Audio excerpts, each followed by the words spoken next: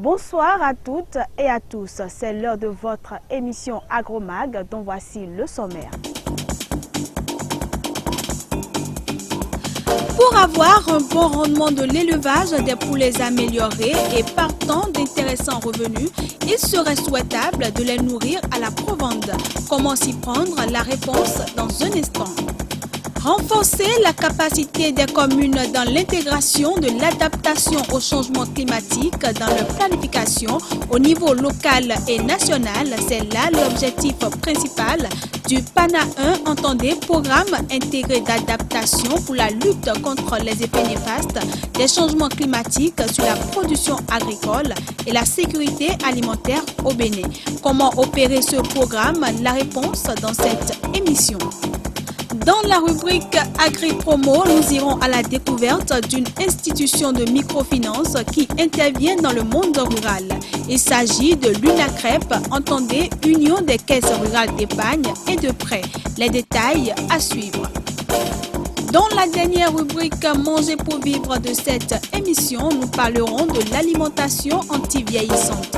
Ce sera avec le médecin nutritionniste Alfred Akakou.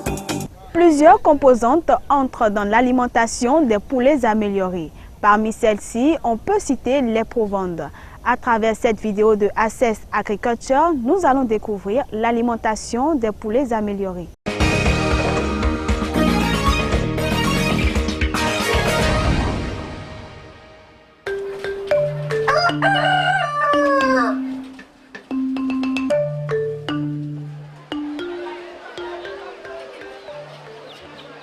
La viande de poulet est une importante source de protéines animales très consommée en Afrique. Dans les zones rurales, la plupart des familles ont des poulets traditionnels qui donnent peu de viande et peu d'œufs. Comme les poulets sont laissés en toute liberté pendant la journée pour s'alimenter, cela mène souvent à des pertes de sujets. Les poulets améliorés sont plus adaptés à vivre en enclos et répondent mieux à la provende que les poulets traditionnels.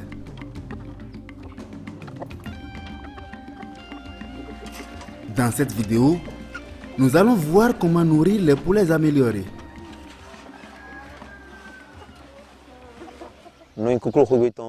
J'élève des poulets améliorés parce que son élevage est facile. Même celui qui n'a pas assez d'argent peut faire l'élevage des poulets améliorés pour satisfaire ses besoins, contrairement aux poulets importés dont l'élevage est coûteux. Nous faisons l'élevage de poulets améliorés pour appuyer la scolarisation de nos enfants. Si mon mari n'est pas à la maison et que mon enfant doit acheter un cahier à l'école, si je n'ai pas l'argent, je peux vendre un poulet. Et aussi, nous pouvons en vendre pour subvenir aux dépenses quotidiennes. Enfin, la vente de poulets améliorés me permet d'acheter des choses propres à moi, ce qui me rend très heureuse.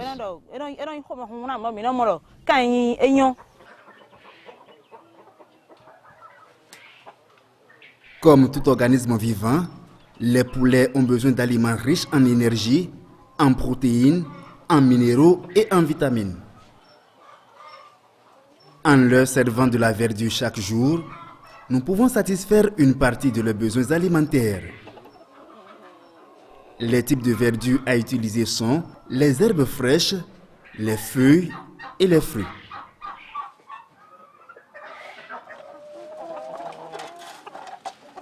Cependant, pour stimuler la croissance des poulets améliorés, il est mieux de donner de la provende qui contient un mélange de céréales, de tourteaux, de son et de coquilles. Premièrement, les céréales constituent une source d'énergie dans leur alimentation. Mais les graines sont plutôt destinées à l'alimentation humaine et coûtent cher. Écoutons comment certains producteurs dans le sud du Bénin ont trouvé une solution.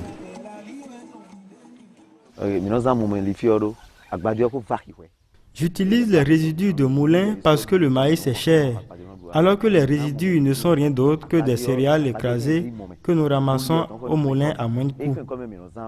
Ce que nous recherchons dans le maïs, c'est de l'énergie et nous la retrouvons pleinement dans des résidus de moulins.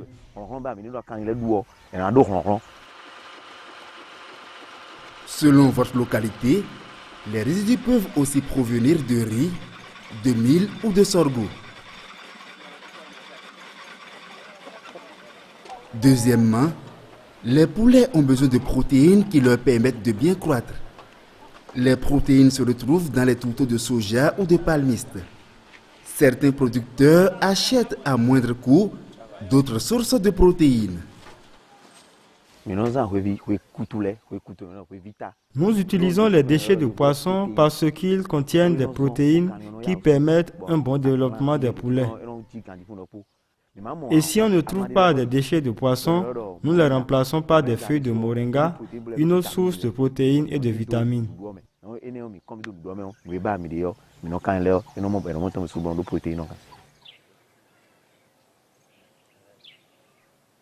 Les termites aussi contiennent beaucoup de protéines.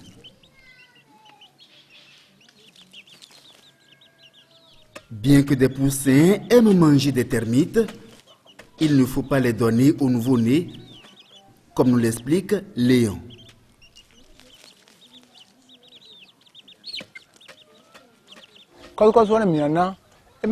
Nous ne donnons pas des termites aux poussins, car ils ont des intestins très fragiles. Nous attendons qu'ils aient 2 à 3 semaines avant de leur donner des termites. Les termites leur permettent de vite grandir et lorsque vos poulets grandissent vite, vous pouvez les vendre plus vite et gagner beaucoup d'argent.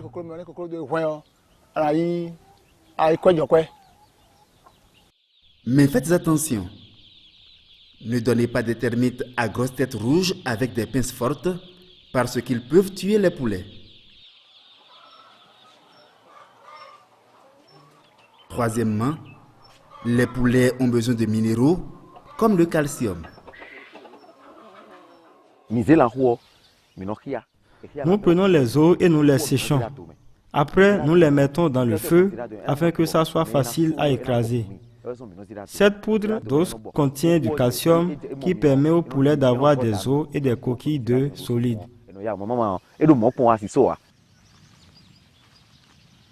Bien que de nombreux producteurs fabriquent leur propre provende en mélangeant différents aliments, nous pouvons aussi acheter des mélanges prêts à l'utilisation dans des boutiques de provende. Les provandes commerciales contiennent des sons qui apportent à la fois des protéines, des minéraux et des vitamines. La provende contient aussi du sel, source de minéraux nécessaires à la santé des poulets. Le sel augmente aussi leur appétit, ce qui les fait manger plus et croître plus. Maintenant que nous avons appris l'importance des différentes composantes de l'alimentation des poulets améliorés, regardons comment les servir.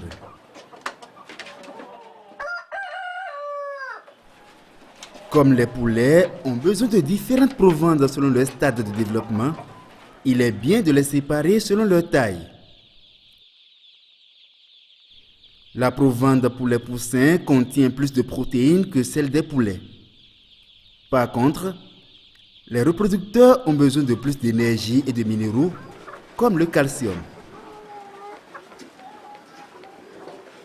Caliste nous explique une autre raison pour laquelle il est mieux de séparer les poulets suivant leur taille.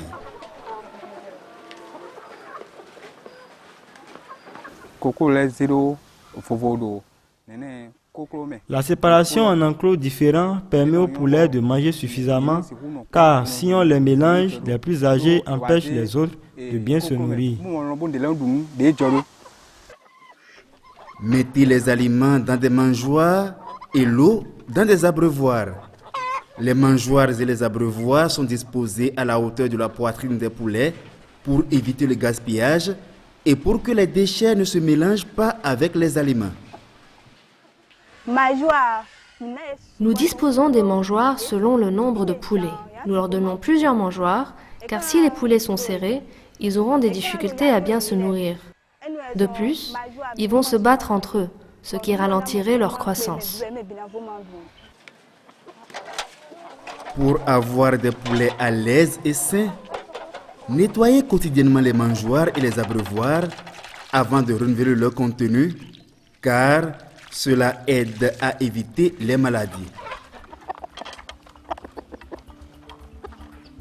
Rappelons-nous que une bonne alimentation des poulets améliorés donne une meilleure production. Les aliments doivent contenir de l'énergie, des protéines, des minéraux et des vitamines en proportion variable selon le stade de développement des poulets. Servez aux poulets de la verdure chaque jour pour satisfaire une partie de leurs besoins alimentaires. Séparez les sujets par taille dans des enclos différents pour qu'ils se nourrissent bien.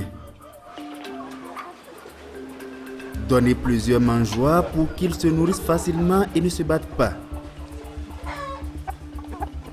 Disposez les mangeoires et abreuvoirs à une certaine hauteur du sol pour éviter des gaspillages. Lavez les mangeoires et abreuvoirs quotidiennement pour éviter les maladies. En appliquant ce que vous avez appris ici, vous pouvez améliorer la production des poulets et obtenir de meilleurs revenus.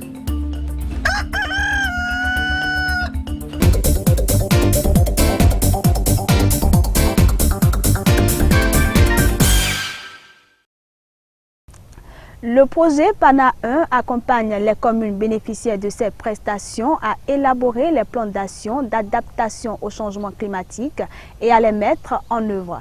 Plus de précisions sur les actions du PANA 1 avec le coordonnateur du dit projet.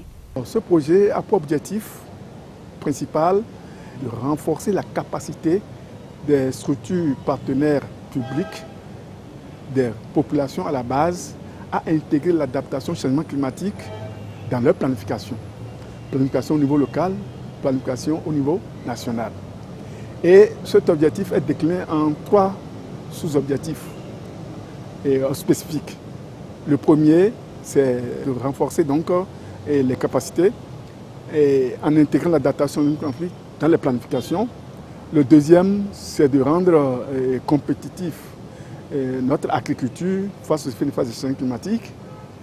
Et le troisième objectif spécifique, c'est de partager les expériences acquises, positives comme négatives, que le projet aurait connues, et partager ça au niveau national, régional et même international, à travers une stratégie de communication et de conscientisation bien élaborée. Si on parle de l'inondation, c'est comme là qui sont les plus rapidement touchés. Si on parle de poches de sécheresse, c'est comme là qui subissent les affres, si on parle d'inondation, etc. Il s'agit par exemple de la zone agroécologique 1 qui comporte la commune de Malanville, la zone agroécologique 4 qui comporte les communes de Materi et de Waké, la zone agroécologique 5 qui comporte les communes de Savalou et de Waké et la zone agroécologique 8 qui comporte les communes de Mouenri, d'Adjoron, de Soava et de Bopa. Donc ça fait les 9 communes dans lesquelles nous intervenons. Donc dans chaque commune, il y a un village qui est touché par le projet, ce que nous appelons village de démonstration. Et toutes les expériences que nous allons réaliser, que nous sommes en train de mener dans ces villages-là, celles qui ont le plus marché, 2 ou 3, seront dupliquées dans un second village, que nous appelons village d'extension. Chaque village est doté d'un poste pluviométrique. Et c'est les villageois même, c'est la communauté même qui a identifié l'observateur, qui régulièrement relève les relevés pluviométriques. Dans ces villages, nous avons accompagné ces populations, ces communautés à avoir des semences à cycle court. Par exemple, le maïs de 75 jours. Là, dès que les gens sèment, malgré les péripéties climatiques, des aléas climatiques, ils arrivent à récolter quelque chose. Plutôt que les semences de 120 jours qui subissent soit la sécheresse ou bien qui subissent les effets de la sécheresse ou bien des inondations. Nous accompagnons également ces communautés à avoir aussi des semences à cycle court de maïs, dans les zones où on peut le maïs, de riz, comme la variété IRR 841. Dans les communes de Malanville, par exemple, on fait beaucoup de riz. Et également des semences de soja, comme dans les communes de Savalou ou d'Aplahoué, et des semences de culture maraîchère, telles que le piment Bataki, qui est très prisé dans les communes d'Adjoron et de Soava, des semences de gombo, par exemple de 35 jours, 45 jours, qui sont très productives, que nous avons mis en place à Djourou et à Sova, ou des tomates qui ne cassent pas, donc des tomates qui malgré les intempéries, ne se détruisent pas. Évidemment, ce sont des essences de produits ou bien de cultures bio, ce ne sont pas des trucs OGM et autres là. Nous accompagnons également ces communautés à développer de nouvelles techniques culturelles. Par exemple, dans les régions comme Soava ou à Djourou, ils font les cultures de décrue. Nous conseillons beaucoup le paillage du sol avec de la matière organique, plus la culture de décrue. Donc, dans ces localités, l'eau se retire. Après l'eau se retire, les gens sèment. Donc, sans pluie, pendant 45 jours, 75 jours, sans pluie, on obtient du maïs. Donc, il faut protéger le sol pour éviter l'évapotranspiration, pour éviter les pertes d'eau, pour maintenir l'eau autour des cultures, etc. Et tout ceci se fait avec les structures, comme je l'ai dit, les partenaires publics, tels que la DICAF, la direction de l'élevage, la direction de la pêche, qui nous accompagnent sur le terrain.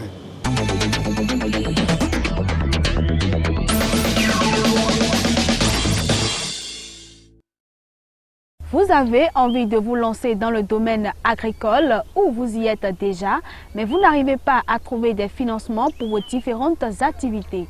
Il existe des structures qui peuvent vous aider. C'est le cas par exemple de la Caisse rurale d'épargne dénommée UNACREP, grâce à qui vous pourrez avoir des crédits agricoles. Découvrons ensemble. De façon concrète, nous faisons de la microfinance. La création de l'UNACREP, c'est à partir du monde rural.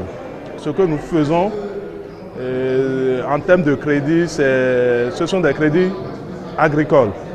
Nous intervenons beaucoup dans le domaine agricole en octroyant des crédits sous forme d'intrants aux producteurs agricoles ou de crédits sous forme pécuniaire, c'est-à-dire aider ces promoteurs à financer la main-d'œuvre liée à leur production. On finance aussi des équipements. Si on prend l'agriculture dans sa globalité, il y a le côté transformation, il y a le côté production des céréales et autres, il y a aussi le côté élevage, il y a le côté pisciculture. Donc si le promoteur vient vers nous et exprime son besoin en investissement, nous sommes aussi là pour le financer. Nous avons beaucoup d'exemples. Par exemple, si on prend dans les départements de l'Ouémé Plateau, dans 10 communes, on a pris 10 communes et on a ciblé dans chaque commune 20 paysans producteurs. Et nous les encadrons en les finançant. Les crêpes sont dans des arrondissements des communes. C'est-à-dire, si nous prenons la commune de Bonou, par exemple, si vous allez dans l'arrondissement de Daméogon, vous aurez une crêpe là, qu'on appelle crêpe d'Asrosa. Ce qu'il faut retenir, c'est que si vous vous présentez dans un arrondissement, dans les bureaux des arrondissements, et vous demandez à savoir où se trouve une crêpe, est-ce que vous avez une crêpe dans la zone ici? Je crois que vous aurez l'information et les gens vont vous indiquer nos locaux. Au plan national, nous partageons les locaux avec l'ONASA, c'est-à-dire quoi? Si vous arrivez à l'ONASA, nos bâtiments sont aussi dans la clôture de l'ONASA. Ah, quoi.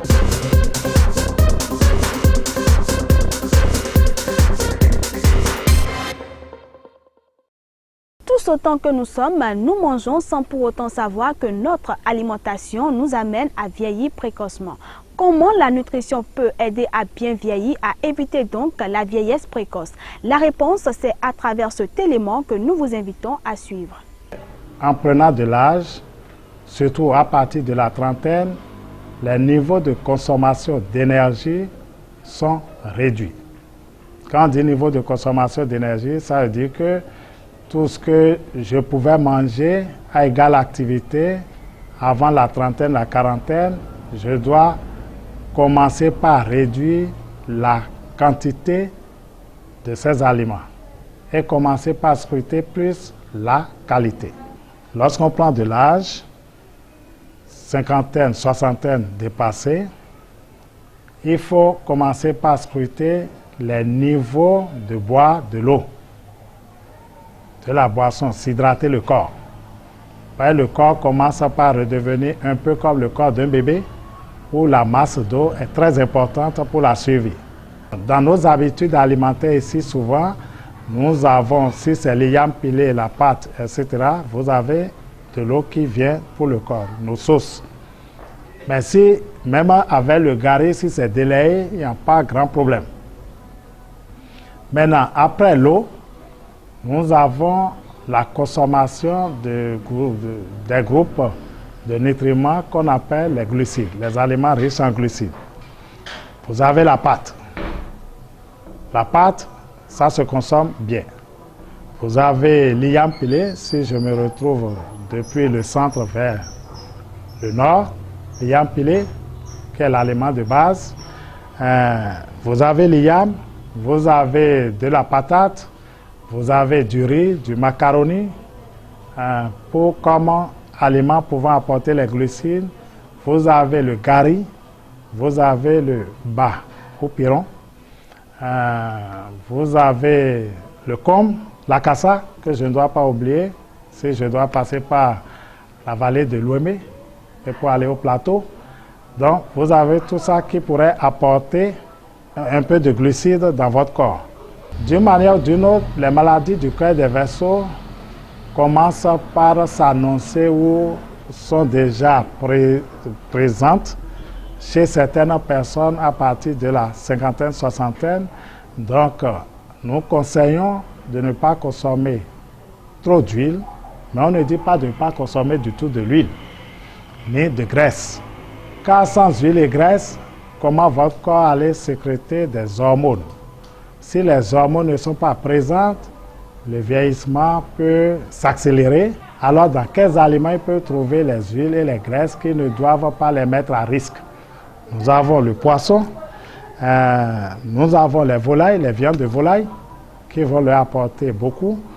L'œuf, dans une moindre mesure, mais l'œuf va apporter un peu de cholestérol. Ce cholestérol est parfois nécessaire tant que nous n'avons pas une hypercholestérolémie à traiter. Il est recommandé de consommer un peu plus de protéines que même d'aller vers les glucides parce que à ce niveau, le corps doit chercher à reconstruire l'organisme, à reconstruire la chair. Mais s'il laisse au corps de se décider, le corps peut chercher à beaucoup plus aller vers la tendance à développer de la graisse. Ça va de l'estéatose, par malnutrition, de déficience. Une protéine moins chère, c'est bel et bien l'œuf. Mais si vous avez du cholestérol, on est bien obligé de vous dire ne consommez pas plus d'un œuf jour. Un œuf jour, c'est déjà beaucoup pour la quantité de cholestérol qu'il vous faut par jour. Au-delà, ce n'est pas bien. Nous voudrions parler là des vitamines. Nous voudrions parler aussi de certains oligo-éléments tels que le zinc, tels que le cobalt, tels que le sélénium, que vous ne pouvez retrouver que, c'est vrai, dans les légumes, mais aussi dans les fruits. Ce sont les fruits qui vont vous apporter ça. Nous voudrions parler aussi de la vitamine A. Vous pouvez aussi retrouver certains éléments tels que le magnésium dans le haricot. Consommez les fruits et légumes. Vous avez les vitamines, surtout la vitamine A qui est une vitamine anti-vieillissante, vitamine C qui est une anti-vieillissante, E qui est une anti-vieillissante et en même temps utile pour les hormones sexuelles et pour la formation des cellules germinales. La personne humaine, on a parlé dans une moindre mesure de l'hygiène de vie. Cette hygiène de vie, on ne lui demande pas plus. C'est juste de s'adonner à 20-30 minutes de marche 3 fois par semaine ou presque tous les jours si il a le temps. Et nous pensons que cette personne pourra gravir facilement l'échelon du centenaire. Vous savez désormais qu'à travers notre alimentation, il est possible de bien vieillir. Ainsi se referme cette émission que toute l'équipe de réalisation vous remercie d'avoir suivi. Si vous avez aimé, appelez le 66 42 38 67. Quant à moi, je vous retrouve la semaine prochaine si Dieu le veut. Excellente soirée à toutes et à tous.